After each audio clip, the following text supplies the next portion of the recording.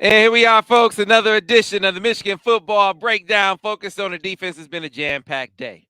Jam-packed day. We had to move Devin Gardner, his film study to today because I got to give the young brother a shout out. Vance, he was down in Detroit giving out turkeys yesterday. Oh So he man, couldn't do the film study. So he said, can we do the film study on Tuesday? I said, you know what? I'm sure your fellow lovers of Michigan would be accommodating. And so Al moved some things around, Vance moved some things around, and then we all made an adjustment where we said, you know what? We're not going to spend all this time on Maryland. We're going to chop it in half because we know you, the people, want to hear about Ohio State. That's what this is about, right? And so we have made special arrangements to bring you more breakdown analysis. Coming up on Friday at 11 a.m., Al Borges is going to do the Michigan football breakdown of the Michigan offense versus the Ohio State defense. I said, hey, Al, Vance, can you guys watch some Ohio State all 22? Vance said, sure, I'll watch a few games. Vance had 4 games. Al watched the whole damn season, Vance. I'm not surprised. Hey, that boy got that's why I call him professor. He got no life. It's football. Ah, yeah, it's football, and then his lovely wife Susan, who bless her heart, man, because Al, woo, Al could be a lot, but that's my man. That's my man. Gotta love Al. But he's gonna do the Michigan offense versus the Ohio State defense after watching everything they do.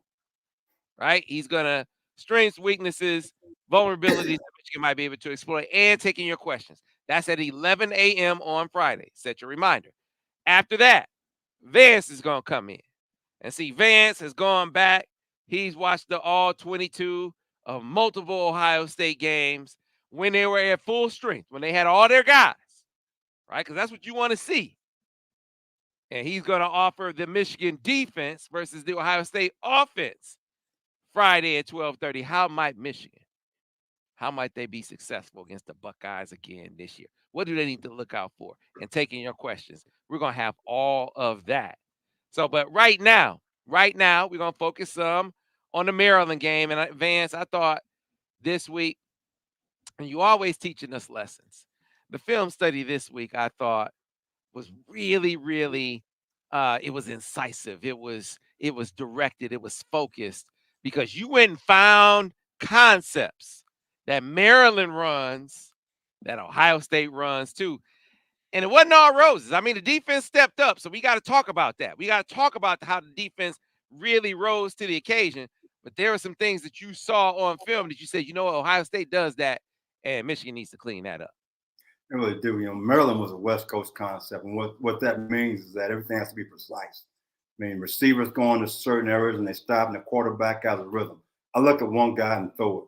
Also, Maryland runs RPOs. They run in stretch play, and the quarterback looks at either a linebacker or a nickelback.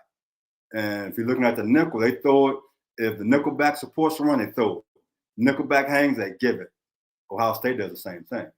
And we didn't stop the RPO. I'm just so happy that Maryland only ran it once. I mean, I don't get it. They should have run that about five or 7 times. They ran it one time. And then they ran what I call a spot concept. Number 1 runs a hitch, 2 runs a corner, and the back is going to the flat. Ohio State runs the same thing. So some of the things that Maryland was doing, Ohio State does the same thing. And I'm looking at some of the comments during the course of the game. Sharon Moore called him a bad game. He needs this coach offense. I'm looking at these comments and say, wait a minute now. We said 5 games ago, what did I say? The best team is going to be Maryland, Penn State, and Ohio State. I've been saying that for 5 or 6 weeks ago. And we've come to that. And there's been a lot of distractions. And to me, that football team has come together in tough situations and played outstanding football, because last year Maryland gave us a hard time, if you remember. I mean, that game was close a year ago. We had no distractions. So, again, it's just Maryland stayed in 2nd and 5 a lot. Penn State stayed in 2nd and 5 a lot. In both games, the defense had some struggles. Ohio State, they're going to try to stay in 2nd and 5 with quick passing games and some runs. And that's what they've been doing when they got number 32, the running back. They've been in 2nd and 5 a lot, so they keep a defense off balance in that situation. We played better when we went on first down. Went on first down means you holding an opponent to 3 yards or less. So now it's a whole different situation. I work with Urban Meyer. Urban Meyer used to say this: we 2nd and 7 plus. Everyone used to go to his third down and medium package because he's trying to get to third and medium. So in other words, plays we had on third down, medium, he would call on 2nd and long to get to third down and 3 to 5. I think I see the same thing with Ohio State right now. Mm-hmm. So you talked about the things that Michigan needs to clean up. Ohio State have problems on offensive line, Vance, and we saw again against Maryland this defensive front of Michigan wreaking absolute havoc on the Terrapins' backfield. I mean, they got in the face of Tagovailoa. They forced him to throw a couple picks. They forced an intentional ground, and that resulted in a safety. Those dudes, the whole defense stepped up, but those dudes up front, it was a big problem. And I forgot to scoop and score touchdown as well. I mean, they rose to the occasion. And a safety. And And a safety. They did. And in a crucial situation, we had them third down and long, and Jesse brought everything out. Low defense, even tango, bringing the mic. He did everything on third down. And the key, though, was we got them a third and long. When they were third down and 5, we didn't see all those type of things. We were more basic, just trying to get lined up and execute. But in 3rd and 7 plus, everything we've been calling all year long, it's been working. Low defense, no one's blocked it yet because they could bring a variety of people. So offensive line guys, they don't know who to block. And we do a great job running our pick stunts. I mean, guys are picking guys, and the next guy is scot-free. So we've done it inside, we've done it outside, we've done it with backers. Then we do even defense. I call it tango. We give both defensive linemen going inside. The backer step, he wraps around. So it keeps people off balance. In Ohio State, their offensive line, they're huge now. They are big. But they have a hard time sometimes getting out of their stance. So my man, number 5, he can run around number 7. Number 70, number 7 is like Lurch on the Addams Family. He's big and he is slow. It's like you rang. So we can go around that. He checking to know that you rang. We on the quarterback right now. So we got a chance to run around him. But movement, that type of thing, it should be successful versus Ohio State. But we got to get them a third and long for us to be able to do those type of things. Mm-hmm. Yeah, they've been able to stop the run with 7 most of the season. Be interesting to see if they're still able to do that and to put them in third and long scenarios so that pressure can really get there. Uh, when push came to shove and Maryland is moving the football, Michigan gave up the first third quarter points of the season, couple third down touchdowns. That's been an anomaly for them. When they had to have it, Vance, I think there were 3 or 4 times where it's a one-score game and Maryland has the ball with a chance to take the lead. And every time they shut him down. And a couple of those times it was your man, Lil Mike, who came to the He rescue. played a great game, but you know what? He was playing nickelback, and when the game got tough, they had to put him at corner. To be honest, Waller struggled a little bit. So Lil Mike went to corner, had a nice interception on the fade route. I mean, they backed up, they threw one up there, gave us great field position. And nickelback, they run in cover 3. He read the quarterback eyes. I mean, he is playing like a leadership play. He stepped up, and that's key. And that's why you have success. So they have some versatility in the back end because Mike could play nickel, he could play corner. So doing that, it helps us out. And I'm gonna be honest now, we said on the breakdown, if we continue to play that open technique, and it's like, hey, open the door that all the flies in. Let's shut that door. Let's get square at cornerback, put our hands on receivers, and don't let them go down the football field like that. Because both corners struggle in this ball game. My hat's off to the defensive line. They played outstanding. In the secondary, we didn't play great. We have to play a lot better versus Ohio State in order to win this ball game. If we play like we did this past week, we get in trouble. Did I lose you? You in the show.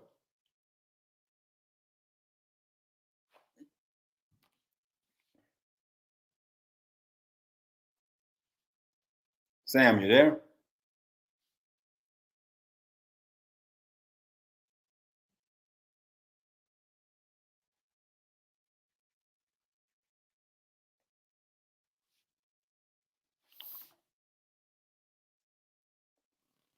Well, my man Sam done disappeared on me, so hopefully he comes back soon. I just texted him.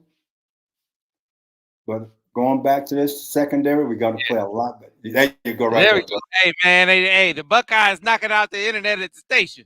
They trying to mess me up, Vance. They Hey, trying to mess me up. I'm hey, back. they can't mess us up because I can promise you right now, they listen to this show too. They know I'm calling them out. They're looking to see, hey, what is Vance telling these guys? They know. They listened to it last year, had some comments about those guys. I mean, Yeah. so So they check. Hey, Sam, the Bucker Ducks, they checking you out, brother. They know what we do, telling the truth. trust me, I know. See, Buckeyes, they don't realize. Some of them ain't too bright. Most of them ain't too bright. They helping my business, Vance. Do you realize my numbers? Since Ohio State fans been talking about me, my numbers have never been better. I Ooh, get more views now than ever before because Buckeyes are watching and commenting. I mean, Buckeyes on Twitter, Buckeyes on. I got Buckeyes subscribing to the site just so they control me, Vance. So hey, you control me. You Sam, control me if you pay me. I've gotten some Twitter hits from from those people. I'm like, why they texting me? I'm like, man, I said, so you paid me to troll me? Okay, I'm good with that. You can I'm pay as telling long as you pay me. I'm good, right? So you. speaking of which, by the way, 75% off right now going on over on the MichiganInsider.com on 24/7 Sports. This is the best deal of the year. So if you have not gotten on the train over on TMI, what are you waiting for? It does not get any better than this. The Black Friday sale came early. I'll put the link in the chat section here in a bit. But Vance, we were talking about Lil Mike. You talked about intercepting the fade ball. I thought the first interception, both of them were important, both of them were timely. But man, Maryland really had some momentum when he got that first interception and really did a good job of kind of helping stem the tide a little bit, get that offense a chance to get back on the board and put a little breathing room up there. Yeah, they had a zone blitz on that particular situation. So Mike was carrying number two, but he's reading the quarterback, and the quarterback locked on. And when he did that, Mike came off. The quarterback couldn't redirect. He picked that thing off, and he had a great sense of awareness. He wasn't sure if he was down or not. He got up and started running. They had to go look at the cameras to see did he touch the ground or not. Otherwise, it would have been a touchdown. But Mike, Mike, he played a great game. I mean, he showed leadership ability. When they were struggling at corner, they put him at corner, and he had an interception at corner. So he's bringing that senior leadership to the table, and they're going to need that in this particular ball game. And again, the defensive line, Barrett and the blitzers he had, they played great. But we got to correct and clean up some things versus Ohio State in order to win this ball game. If we don't, our offense is going to play great. They're going to outscore Ohio State. I'm just being honest. Yeah. Yeah. Yeah. Well, you got the X factor is I think the quarterback position. I think Michigan has a huge advantage in that spot when JJ, I mean, it was an off game for him. But man, you saw what happened after he had an off game versus Illinois last year. He came right back and beat the brakes off Ohio State. But I want to get back to what you said about, they moved Mikey out the corner. They moved Wallace to the bench, and then they put McBurrows at nickel, number 18. He came in and made a real physical play to blow up a play. That's I what was we saw funny. from him when he was down at Fort Lauderdale St. Thomas Aquinas. If it's you, Vance, I'm curious. What would be your talking point? Because if I'm not mistaken, they took Wallace out after the double move beat him. They got away with it because they didn't throw it to him. But I seem to remember, and forgive me if my memory is foggy on this, but I think that's when they took him out. Was It was after that. because he got run by a couple of times, and that's why they took him out of the game. And I'm going back to when you watch the television cop, they show certain clips when guys get beat that way, whether it's incomplete or not. And the technique they are using where they stab and open up, well, they get run by and they lose inside of the receivers, and that's the issue. And I can't recall seeing that particular technique last year. I mean, and I look at my man Johnson. He got beat on the ball, go down to the 2-yard line. He stabbed and opened up. Well, okay, if you're doing that, you got to be like Turner was last year, run 4.25, because that's a foot race. And I'm an old school DB coach. I don't like foot races. I mean, they say if you even, you leave, and there's a lot of truth to that. Well, he was even, a guy left him behind. They on the 2-yard line. So My man Johnson's a big physical guy. You can't get around. Get square, get your hands back on him. I remember last year, Ohio State, the first play of the game, he was on Marvin Harrison. He jammed him up and knocked him down. And the ball went out there for an incomplete pass. That's who Johnson is. He's not a bail open up type of guy. That's not what he is. So play to his strengths. If you open up against Marvin Harrison, you might as well just start, hey, they're going to raise that Buckeye thing and tune and start jamming on us. Mm-hmm. So we got to be careful about what we're teaching. And but I'm going to this ball game. Wallace is my starter at corner. Mm-hmm. I need my nickel back because I need little Mikey at nickel because they do a lot of things over the ball. They do because Harrison, he plays in the slot sometimes. So that means I don't have my best guy on him. So I need to see how the game is progressing. Based on that, Mike can go back to the corner. But right now, Wallace is starting corner. Mike is inside. Mm-hmm. Yeah, one of the other things that we saw, Mike Barrett make the huge play early in the game for the strip sack. They get the scoop and score. But when he went out, Vance, you could tell. You could tell right away when Mike Barrett Jr. went to the bench. Yeah, but see, Colson is senior too. He played a lot of ball. And I say this in the videos.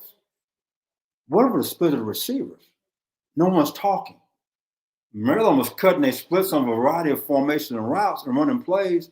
And I never saw anybody communicating, I got to cut split, alert crack, alert for the crosser. No one was talking. So on that play after Barrett got hurt, they did drive route. They had a shallow crosser with a dig from the field. Okay, the backer to the field was number 15. He had no idea what was happening. So he's chasing a vertical route, and the crosser came, and nobody was there. He should have been there. So again, a lack of communication about formation recognition, that's going to be huge in this ball game because Ohio State, they do certain things about formations, and if the guy's not talking, okay, you out there playing, they're going to hit you in the mouth, be going down the football field for a couple of runs because Ohio State is running a counter. Remember last year, the first drive, what did Ohio State do? They went right down the field running counter and power. Okay, so they're running the ball more this year than last year. To me, they have a better football team than they did last year. Last year, they had more talent. This is a better overall football team because of what they're doing offensively. They're throwing check downs, they're throwing hitches, and running the ball better. So it's going to be a more difficult game for us because of that. Yeah, no doubt, no doubt. So listen, folks, if you have questions for Vance, I know many of you have started asking them already. I know there are a lot of Ohio State questions. We may not get to all the Ohio State questions today, but don't worry, don't fret. We will, the whole show will be focused on Ohio State coming up in a couple of days. I'm curious, Vance, back when you coached in this rivalry, coach, generally speaking, did you save things for the rivalry games? Did you save special blitzes and coverages? No. I wanted them to see everything we had during the season because they can't prepare for everything. And we have certain blitzes that we probably use more in that game based off of what we had to take away.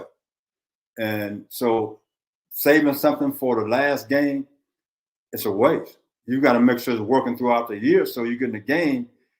They only can prepare for so many things. So the first thing that, if I'm Ohio State's offense, I'm going back and look at last year's defense. How did they attack us and why did they attack us that way? Then I go back. If I am Ryan Day, I'm looking at what Maryland did. I'm looking at what Penn State did. And how does any of that, what they did, fit into what we're doing right now? And they do some of those things already. And that's how you're going to attack them. And the biggest thing he's trying to do is stay out third and long. Third and long now, nobody's really defended against us the whole year on third and long. I mean, we had 10 snaps, we won 9 snaps. They might have got 1 first down. So Ryan Day's trying to stay out of 3rd and 7 plus. He wants to be third and 4 and 5, but now he can throw a hitch or he can run the football. So now I didn't save anything back special for them. I mean, remember we had Terry Glenn and other people we had to defend. Hey, we're going to do what we did. We're going to be Michigan. That's who we are. And so we're going to take the field at home and Ann Arbor in the big house, standing room only, and do what we do. And let our band come out there and dance on them folks. I love Michigan band now. I love our band. I really do. We got a lot of questions. We're going to get to this on the other side about how you defend Marvin Harrison. Harbaugh was like, "Hey, you don't stop him. You slow him down." Right. I remember you saying something before, and kind of chew on this for a second while I talk about TB12, Tom Brady here coming up. You say, "Hey, man, I'm not gonna let one guy beat me. Now, if multiple other guys beat me, fine. I tip my cap. But one guy ain't gonna beat me." And so, how would you apply that, Vance? We getting that question a bunch in here. We'll get to that on the other side. So chew on that for a second. Well, I tell the folks, I told you earlier in the piece, in the show, that we have a special 75% off offer going on over on the MichiganInsider.com on the 24/7 Sport. It's not just us; it's the entire network, right? So if you've been waiting, now is the time, because it gets you intel not just on Michigan, but on all the teams throughout college football. Great intel, great insight, great experts, recruiting, football, basketball, you name it, got you covered from A to Z. And for a full year, you won't find a better deal. What we don't have is an app. The site's great on mobile. You can surf it. It comes up great. It displays great. All of that. But we don't have an app. We don't have something where you can see all the stories that come through. You see all my YouTube stuff that comes through, all the podcast stuff that comes through. Maybe you also want to see other podcasts like Professor and the Pundit. Maybe you want to see some MGO blog stuff come through as well. It didn't have anything like that until Tom Brady came to the rescue and he said, "I got you covered. I got all y'all covered." And you know what? Before I take it out to the world, I'm going to bring it back to Michigan first. I'm going to reward fans for being fans, right? So you like reading the Michigan Insider? I'm going to reward you for that. You like reading, you like watching the football breakdown with Vance? I'm going to reward you for that too. I'm even going to reward you for watching Al Borges' stuff, right? So what he's saying is, I got an app where all of this content will come. It's all aggregated in one place. And when you consume it on this app, you will get points for doing so. And as you accrue these points, you become eligible for rewards. You get ranked on a list. Who is the most avid fan? All of that goes on and goes down on Tom Brady's app called Autograph. If you are not familiar, Tom said, "Hey, I love the way you describe it. I love that you're enjoying it, but I want to tell the people about it." So I said, "Okay, Tom, we can work that out. We can take you to the people." So here is Tom Brady talking about the Autograph app. In Blue Nation, it's Tom Brady. I co-founded Autograph with one mission in mind: change the fan experience for the better. That's why I'm excited to announce the release of a new app that recognizes the biggest Michigan fans. The Autograph Fandom app gives you access to the best Michigan content, fan challenges, and exclusive rewards for diehard Wolverines, all for doing the things you already do, like listening to this podcast. Head over to the Apple App Store and search for Autograph Rewarding Fans and download today. All right, so you see the QR code, folks. It is very simple for those you iPhone users out there. And yes, I see it every time. All the Droid people are like, "Sam, come on, man. Come on. What about us?" They say it is coming. They're proof positive that they're taking your recommendations and your prodding, your you said, "Hey, we need you to do this." Some folks said, "Hey, I want to be able to scroll through the podcast, right? I want to be able to, I want to be able to rewind, I want to be able to jump ahead." They improved the functionality of the app by adding those functions, right? So, and that was based on your recommendation. So they are working very hard to get the Droid version of the app ready. For those of you who are iPhone users, though, it is available right now. Scan that QR code. The code to use once you get there is samwebb, no space, just samwebb, all one word, and I get you through. This is invitation only available to Michigan fans. Or hell, if you're a Buckeye fan and you want to read the stuff on the app, you can do it as well. I mean, y'all helping out already, so why not? Just put in Sam Webb and you'll be able to get that. For those who are listening via podcast, it is very simple. The link to go to is link.ag.fan/Sam Webb. That is link.ag.fan/Sam Webb. And get started. Get the app. Start enjoying your Michigan fan consumption.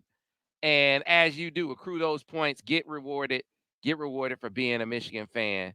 I know you'll say being a Michigan fan is the reward, but get rewarded on top of that, folks. All right? Let's go ahead and get the app right now and start enjoying. With that, Vance, let's start getting to some of the questions, my brother.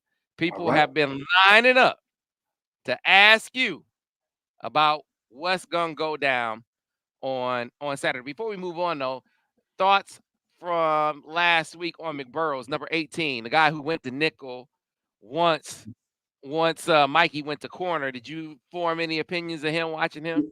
He shows some physicality. He can do certain things, but we going to the last game of the year. I'm going with my starters. I mean, Wallace was struggling a little bit, so they made that change, which is great that Mike can go out there and play that. But me personally, I'm going with a guy who's been starting the entire year. So I'm going back with Wallace, little Mike back at nickelback. I can always make some changes as the game goes on. But, that young kid came in and did a great job. I mean, he let Mike be able to go play corner. He got confidence in him, so it's easily they can go that route.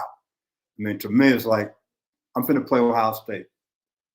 Where's number 18 lining most of the time? So I'm uncharted that. Wherever he's lining most of the time, that's where I want a little Mike at. If he's in the slot a lot, I want a little Mike in the slot. If he's at corner, out wide, then I'll make an adjustment in the game, how the game is going, and I'll put, hey, Mike, you're going to corner right now. I need you outside. So right now, going to that ball game, no, look, Mike, you're playing nickelback because you're so valuable inside. You made way too many plays in there. If we need to put you out at corner, we know we got my man, number 18, can go in there and play nickelback, and we feel comfortable with him to win the ball game. Then I can do that as a change-up like they did this past weekend. Mm-hmm. Yeah, Coach Jake WCB said that's why I like McBurrows. He's physical. I thought he'd take Wallace's spot. Young fella. Remember, he was working his way back. He's the guy that I think they felt like they had to. The physicality was never the issue. He could be physical. He could play man to man. I think where they wanted him to evolve is in the other aspects of the defense. Learn how to play. Learn how to play. Exactly. Yeah. Exactly. So with that, let's move on to the next question. Adam Shepardson chimes in and says, Vance, it seemed like when Barrett went down, which you talked about, Maryland started attacking our linebackers. What did you think about linebacker play versus Maryland? In the past game, I was like, oh, my goodness, they're not talking. But Colston is a senior, too. He should have been directing traffic. And their awareness in certain plays, I was confused. You got cut splits everywhere and no one's talking. And that's even when Mike was in the game early on. But they run a crossing pattern down in the red zone and nobody is there. My man take the ball down to the 2-yard line. Makes no sense. That no one's talking. And I think if Barrett would have been there, who said maybe he would have made that play. I don't know that. But in that particular situation, it looked like, hey, we're missing Barrett right now. We need him back in this ball game. And, of course, he was nicked up a little bit. So our execution went downhill. So that means that Colson and the other kid, they're not communicating. But he's played a lot already, so I don't understand what happened on that play. The corner didn't talk. The linebacker didn't talk. The safety didn't talk. Nobody was communicating at all throughout the game. So I was concerned about that more than anything else. It was not just one or two plays. There were several plays that we weren't talking at all. So that's a concern going to this ball game right now. Well, I think it was the week. It was the Penn State week, and they had some concept in the red zone. And you remember you talked about the linebackers talking, figuring it out on the fly. Yes. He's like, "This is a veteran group." The Wildcat. It was Mike Barrett. Mike Barrett was right. It was. Right now, we asked a couple of plays in the cutoff. If people go look at the video, is that when we had a zone blitz on one time, they had a cut split by a wide receiver to the field. And the defensive end was dropping. He never looked outside. If you go back to probably the fourth of the game of the year, you and I, we talked about that quite a bit. Remember? In the very next ball game, what were they doing? They were out looking for splits. Yeah. Well, guess what? They've forgotten that. They got amnesia. Yeah. And I hate to say it, Maryland took full advantage of the amnesia and wore them out. Yeah. And that's a concern. It was the Nebraska game where edge droppers, they were dropping all the way out of position. I'm trying to tell you, they look like, you know what? I thought Ray Charles was out there playing defensive end or whatever. I couldn't see nothing. I mean, so in this game here, it's the same thing. They were not paying attention to the details of the game. And that's was key. The details in this game, they were missing. And hopefully we get that cleaned up. Think about edge droppers last year or edge guys in coverage. You had the big 4th down play with Jalen Harrell, who chased Caden Stover down the field. Like I remember you talking about it. He was like, 4th down, they're throwing a pass. That's Ryan Day, right? But Jalen Harrell was there to break it up. Or Braden McGregor, where he drops in the flat. That slant route. Tips the ball. Yes. In the slant window, took care of it. I mean, those were big plays in that game last year. And we're going to need the same thing. Right now, just watching the last 2 ball games in certain situations, I'm not seeing that, Sam. I'm concerned about that right now. Hopefully, we got time this week to go back to the fundamentals. They're looking at the video, say, man, what are we doing here? Do you not see that cut split? Do you not realize he's a threat? That guy can crack you in the rib. They can run a top sweep on you right now. So pay attention to what's going on. Cornerbacks talk, linebackers talk, pass the word. If you get a cut split, that's the backside on the other side. No, hey, alert for a possible crossing route. We got to get back to those fundamentals. Yeah, so it's not a surprise that it's the younger or new guys and I'm not saying that they should be making that mistake right now, but you're not seeing that with Brady McGregor and with Jalen Harrell, who've been here a while and they made those big plays. The guys that you are going to be tested in that way in this game. Ohio State sees, Derek Moore and Josiah Stewart, number 8, number 5. Those are the guys they try to do that to right now. So those guys are unbelievable pass rushers. The test for them in this game is, like you said, when they're dropping, are they dropping in the windows, right? Kind of like, the best play, the play of the season, and you pointed it out. I didn't see it live. Was big number 78, drop back and look the slider and look the receiver up. And made the play and got the pick. Oh man, that was a hell of a play. That dude, think about it. He's 335 pounds. How could he do that?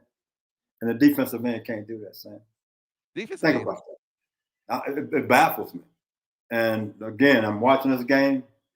Some of the things that I saw, it's like we've forgotten the details of the game. And Ohio State runs some of the same offensive plays and formations that Maryland does. They run empty. They motion and shift quite a bit, trying to keep you off balance for what you have to do. And they're going to find different ways to get number 18 isolated one-on-one outside on the corner, or put them in the slot and work on a linebacker or a nickelback. They're going to try different ways to get them open. The tight end, number 88 for them, is an excellent receiver. Okay, the running back 32, he's back healthy. We got to find a way. We're going to load the box, stop the run, Sam. If we don't, he'll rush for 100 yards on us. So we got to find ways to take certain things away, but not give up chump yardage plays. We do that, we'll win the ball game. All right, let's get back to the questions for Vance Bedford. All right, so here's one from Dennis Chang. Vance, how would you scheme against the combination of Marvin Harrison Jr., Stover, and Egbuka? It feels like our pass defense will really depend on pressuring McCord based on our secondary play. We're going to have to get pressure. Don't get me wrong, but they do enough things defensively, coverage-wise, that can confuse the quarterback. For example, we run quarter, half. You can roll to the field, or you can roll to the boundary. We run, I call it 6. I don't call it 6 blue. It's quarter, half, and the other side's playing man-to-man, which showed up in the last ball game. They were an empty. One side was a half field with 2 men. The other side was 0 coverage. So they have a variety of different coverages that's showing up that can take things away. Also, I hadn't seen this in a while. We run a combination coverage. In other words, we're playing man-to-man, but we're doubling guys. We do that on 3rd down and medium. So we have different things and different disguises that can take certain guys away. As long as we do that, we'll be okay. Because, again, the quarterback does not hold the ball very long. Last year, C.J. Stroud looking for big plays. This guy doesn't. He throws a check down. He throws a hitch. The ball gets out of his hands really fast. I can promise you, Ryan Day going his ball game to get rid of the football. We do not want to be in 3rd and long. Get rid of the football. So don't be surprised you're getting checked down and hitch routes thrown out wide so they can stay in 2nd down and 5, 2nd down and 6. And on 3rd down and long, he's going to say, you know what, we'll throw a screen. We don't get it, we'll pump the football, play good defense. I mean, so I think their game plan is going to be different this year because C.J. Stroud's not there. They were trying to win a Heisman last year. This year, it's going to try to win a ball game. It's going to be a whole different offense we've seen. All right, let's go back to I think this was an easy one. It's saying, Vance, who has the better secondary, Penn State or Ohio State? I got Penn my State opinion got on some it. dogs, man. Yeah, Penn man. State got some dogs. Yeah, man. That's why they play so much zero coverage. Mhm. They got some real OSU pretty decent, but man, Penn State they can lock and load, man. There's a different mindset. Yeah, man. Kalen King, Johnny Dixon. I mean, their pressure and their coverage matches so well. That's the best deep. That's outside of Michigan. Yeah. Those are the top two defenses right there. Penn State, they got probably 4 first, second, third round picks on their defense. They got some dudes. All right, let's get back to the questions. All right. This is a good question from Steve Horn, who asked, Steve, you ask great questions, man. You pay attention. Steve says, Vance, it appears we handle tempo better now 3 years into this defense. Mentor better at it than McDonald. Well, Mentor was actually coaching in college. McDonald came straight from the league. I totally agree. Mentor they've done a better job versus up tempo. Don't be surprised if you see some up tempo, trying to simplify what we do defensively. So you're gonna see empty, you're gonna see up tempo, you're gonna see formation to the boundary. In other words, 2 fast receivers to the boundary and 1 fast receiver to the field. So all those things that we saw versus Maryland, because Maryland gave us some up tempo, you're gonna see the same thing versus Ohio State. They're gonna try to make us simplify defensive calls by going fast. Folks, yeah, that was an adjustment. Can you just explain why it's tough for a pro guy to make that adjustment? The NFL is totally different. No one in the NFL goes fast. I mean, if my guys are better than your guys, let me see, can I overload and guess right? When in college, you got a kid 18 to 20, 21 years old. They're not kids, young men. They had school, they had to flunk the test, a girlfriend and quit them. Those grown men in the NFL. Here in college, if you go fast, you can keep people off balance. And coaches panic about that. In the NFL, well, offensive linemen, they're all 345 pounds. You're not going fast for them big guys because that means you can't get them in free agency. So it's a whole different philosophy as far as that goes. But college, got offensive coordinator trying to get a head job. That's what I call those guys. They head coach chasers. They're trying to go as fast as they can so they can get them a head job and put people in the stands. All it does is get a lot of guys fired, including themselves. All right, straight no chaser Vance. Love that. I hate those coaches. All right, so Gentle Comedian, he came in and said, Vance, he heard the first 5 minutes of what you had to say, and he's scared. He thinks Ohio State gonna win this game. And so this follows up a question from Gentle Comedian said, Vance, is our secondary as bad as the Maryland game showed? I don't see how we stand a chance with that. Are you a Buckeye, Gentle Comedian? Are you a Buckeye? Come on, man. You know what? We gave up some plays here and there, but again, Maryland had a good scheme. They did some good things. I mean, not counting the Maryland game, if you go to the previous 4 games, I praised what our secondary was doing. Give them a lot of praise. So I think for this game, they're going to be on point. They're going to be ready to play. I'm not concerned about their performance. My expectation is high. It's like Lloyd Carr used to tell us. The expectation is for the position. For if you're a cornerback, I'm thinking about Ty Law. I'm thinking about Charles Woodson. I'm thinking about all those guys who have come after them. They played great in the Ohio State game. My expectation is for all those guys in the secondary to play just like all those guys did. So I have high hopes for what we're going to accomplish in this ball game. I think we're going to have this quarterback rattled. He's going to throw us at least 2 interceptions. He throws the ball extremely quick. He don't hold the ball long. He knows that we're coming to get him. So he knows that. So guess what? He's throwing check downs. He's throwing hitches. And all that does is benefit us. So no, we'll be okay in the secondary. I think the secondary coach is going to get those guys cleaned up and ready to play in this ball game. All right, go back to the If not, I hope you follow me on Twitter because I'm going to be on my phone on Twitter raising all kind of cane on there, just like I did the last game. You're going to see it. So if you follow me on Twitter, I'll be there Saturday. I'll be there front row seat. Yes, sir. All right. Vance Newber wants to know, what would be Vance's biggest points of emphasis for the defense over the next couple of days? Formation recognition. Ohio State, they shift. If you have, let's say, if you have 3 plays, you're going to see some kind of motion shift in 2 or 3 plays, 6-7% of the time. They cut splits. I want to be aware. If you got a cut split, what routes are they running? What run plays are they running? I want to know that. So it's about formation recognition. What kind of plays come out of those formations?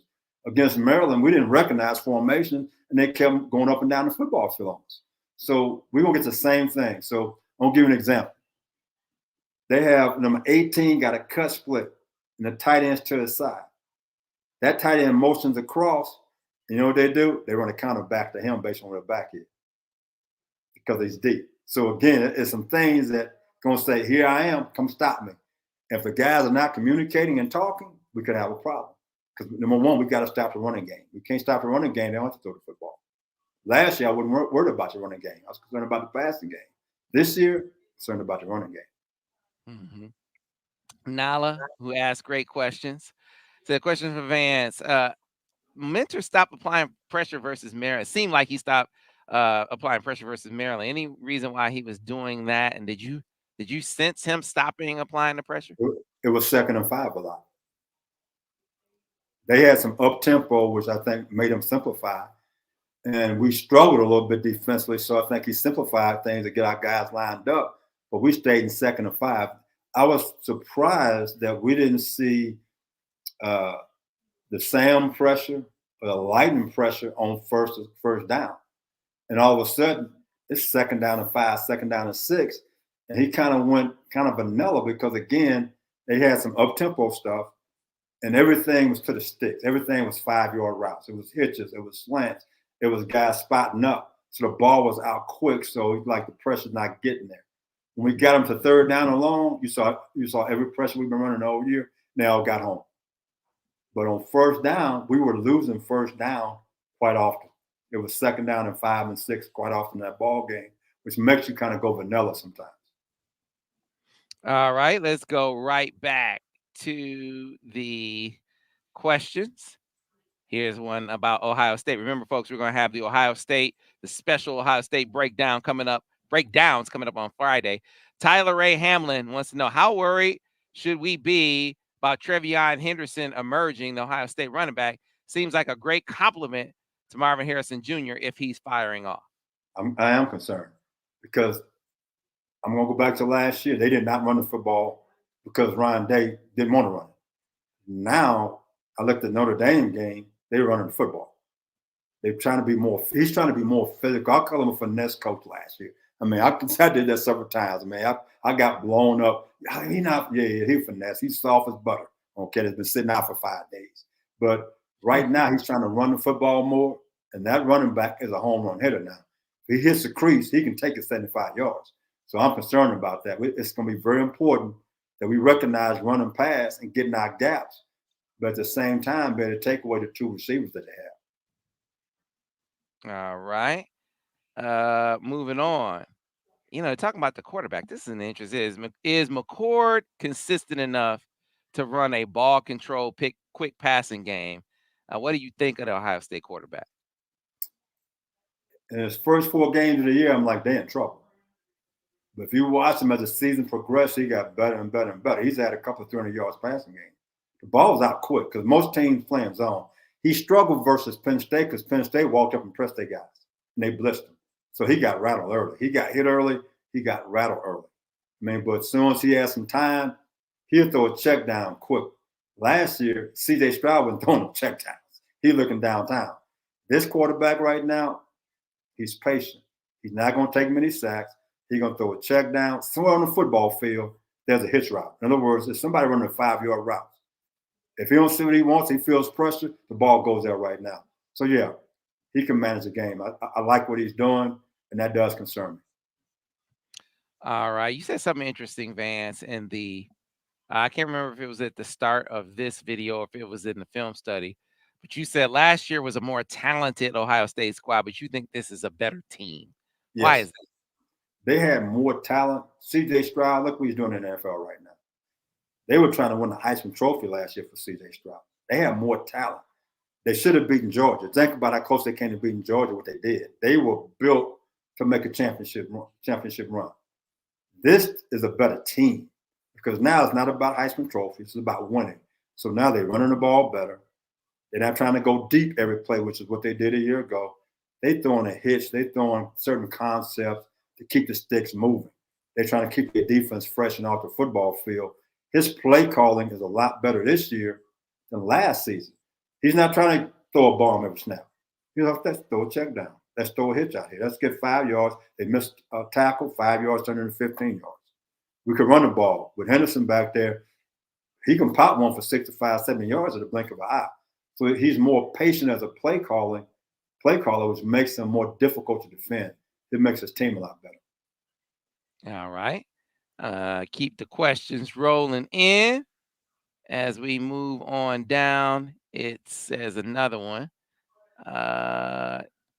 Tyler W says the only teams I've seen beat this defense have established a run game at 4 or 5 yards a carry. That's it, and that's actually been limited. But do you think that's been the key to success against this Michigan defense? It's either that or throwing it for 5-yard hitch routes. That's what Maryland did. Maryland threw the ball for 5-yard hitches, ran the football. Penn State, I think they first 10 first downs, ball runs. And they were able to knock us off the ball a little bit. But Penn State is a running team first because the quarterback wasn't a very good passer. So they were physical up front. Ohio State has a huge offensive line. These guys are big, but they're not necessarily guys that can just knock you off the ball. They kind of hold you and lay on you.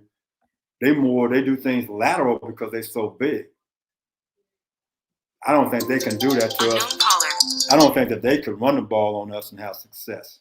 The running back might find a crease, but overall, I think we took good up front. I really do. We do enough things, enough movement that should give us success in stopping the run in this ball game. All right. Adam Shepardson says, Vance, how do you feel about our run fits in more nickel packages? Ohio State mainly 11 personnel, so we might only have 6 in the box for the majority of the game. Well, as long as we move out front, we'll be fine. Against Maryland, we quit moving the front. And they had some success running the football. I mean, they were able to double team guys like duo and climb to the next guy. We're better off when we are moving. We angling this way, slanting this way, bringing a guy here. It keeps the offensive line off balance. And what Maryland had success with, they got us in 2nd and 5, and we weren't stunning the front or bringing a nickel back. They were able to now to double us, knock us off the ball, and move and run the ball. So we have to move out front. If we do that, we'll be just fine. This takes another interesting question. People paying attention. Said, Vance, how do we stop Ohio State running the ball outside with Henderson and Dallin Hayden? You remember in the Minnesota game, they were running that stretch, that split stretch. It was giving them problems in the first quarter, right? Is that in the arsenal for Ohio State? I think it could be because they do have some outside runs. But again, and we're going to talk about it more in detail. If you watch the alignment of the back, he tells you a lot. We've been talking about that going back to about the second game of the year. Is he deep? Is he even? How tight is he to the quarterback? All those are the details of the game that hopefully our linebackers and secondary could alert the D-line to what's going on. That's how you take away certain plays. I mean, if you don't do that, it's like going to a place and you're playing blind. You have no idea. They have great indicators on what type of plays you could possibly get. And if you do those type of things, you can take things away. I mean, for a defensive end, we play our defensive end wide. I'm not worried about the ball getting outside of us. You're going to have a hard time doing that because we don't play a 5 technique. We play a loose 5 technique. In other words, we on air. So getting outside, that's not going to be an issue, I don't think. All right. Wind it down on the questions here so we can get it moving. Let's move on down. All right. Haji 1954. Coach, would you recommend that Michigan emulate Penn State's defensive approach against Ohio State in this game? No, you do what you do. I'm going to go back to last year. Ohio State tried to do it. Illinois did. Yeah, Illinois did. And got their brains beat out. You do what brought you to the dance. Okay? It's just okay. If I go to the prom and I got my date, when I leave, I'm leaving with the girl I brought. I'm not going to the prom and trying to hit on somebody else's date because I'll be home by myself. So I'm not doing that. Whatever got you this far, you continue to do that. You don't change the midstream. That gets coaches beat right there. Because that means you don't trust your system. So last year, Ohio State didn't trust their system. Why you zero blitzing Michigan last year? It made no sense. That's not who you are. Do what you do well, and that's what's going to get you to the next level every single time. I remember asking you that question, and you're like, "No, that don't make no sense. That's a fan question, Sam. That don't make no sense for a coach to do that. Go in there and doing something completely different than what they've done all season." And that's exactly what they did. And guess what happened to them? They got a beat down, didn't they? Yeah, got a beat down. You do something. You see somebody else having success doing something. You see, do we have anything in our system that we can use one or two of those things? But at the end of the day, I'm going to run what I've been running the whole year. Why? That's what the kids know. They understand that. When you put in something totally new, something different, you asking for trouble. Yeah, coaching malpractice is what that was. And the Buckeyes, they were talking all kind of trash. Oh, he said Illinois' defense is better. Yeah, I said it.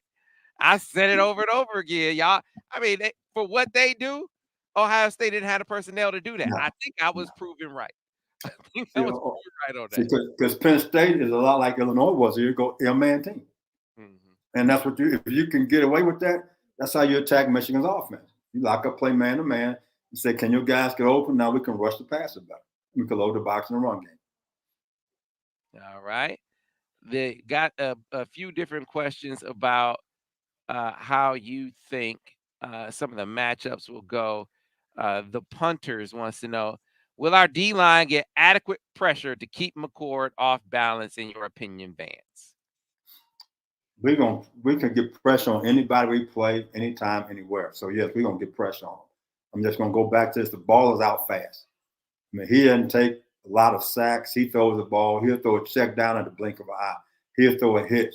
Now, they're going to do some of the things Maryland did. We're going to see some empty. When they get empty, the ball is coming out quick, or it could be a screen. So all those things we got to get used to as far as getting off of blocks for screens and be able to match up coverages tightly to take away those throws about time for our D-line to get home. Because when you go to empty a 3-by-1, what you're trying to say, you have to show us your hand. Are you blitzing? What coverage you're in? And that's an Urban Meyer philosophy. He said, we're going to be in 3-by-1 90% of the time. Only time he went 2-by-2 was maybe third down or 2 minutes. Otherwise than that, he was in 3-by-1 because you had to show your coverage. And I think Ryan Day is doing some of that right now. Yeah. You know, it's going to be the stiffest test of the season for this Michigan defense, no question. But, man, Vance, what offense has Ohio State's defense faced that's on par with what Michigan can bring to the table? They haven't. They really haven't.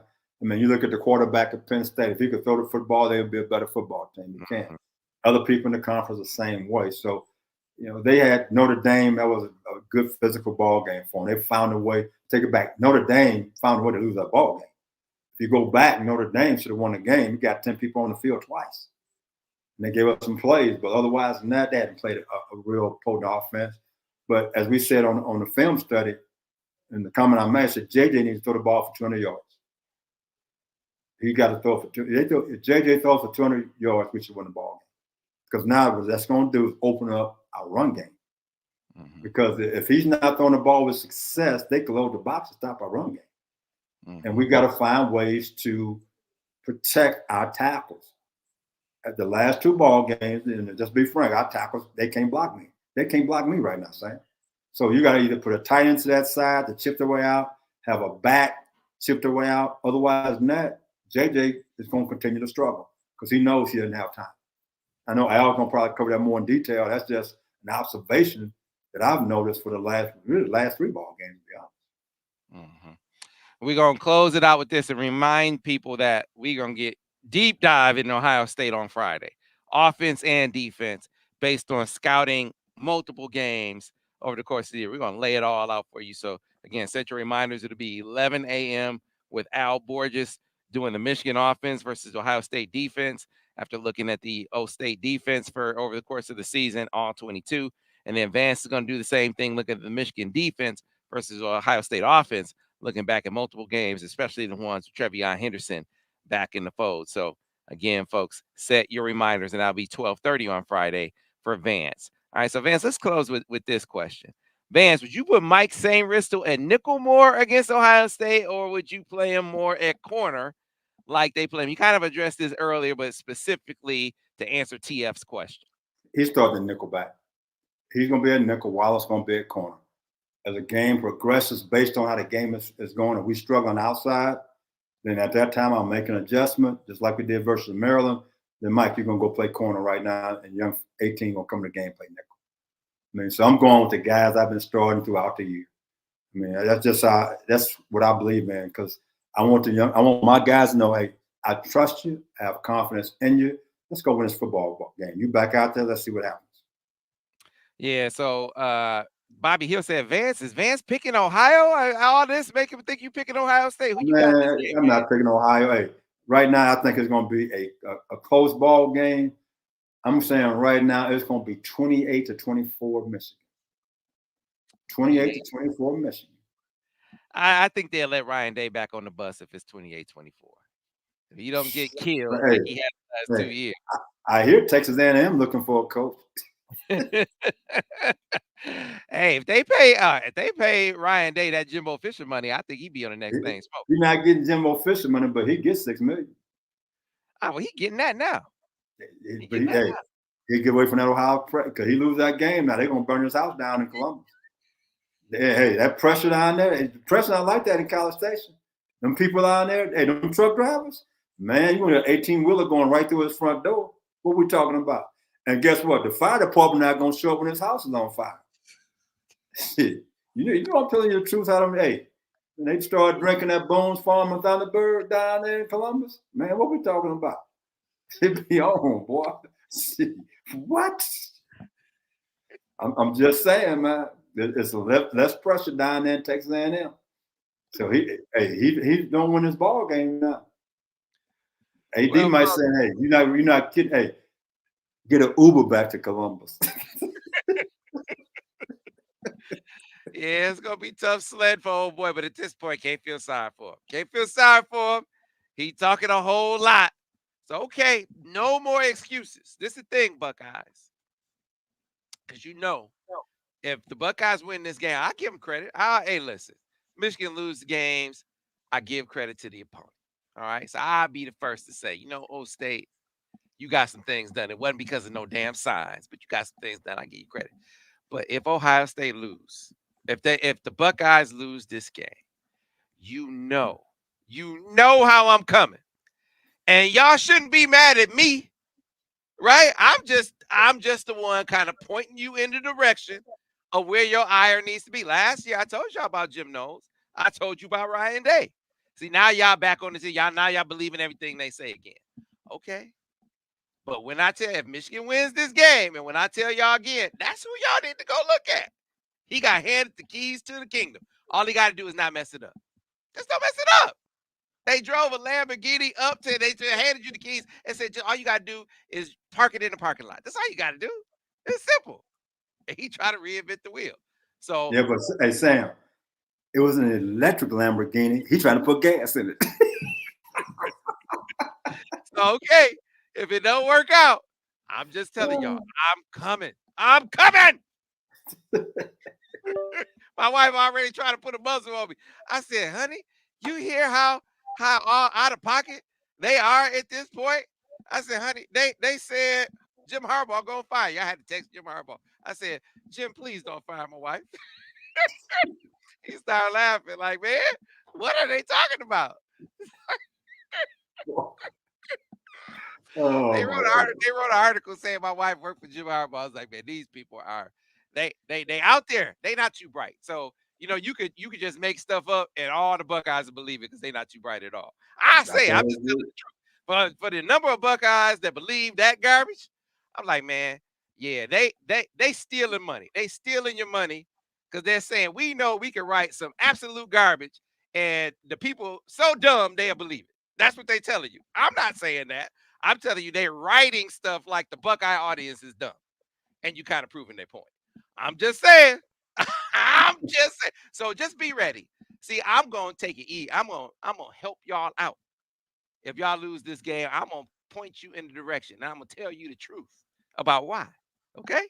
So I'm looking forward to this. Remember, folks, Friday, live at 12:30 with Vance. I wish it was 5, but it's too late on a Friday to be doing it at 5, right? So live at 12:30 with Vance on Friday.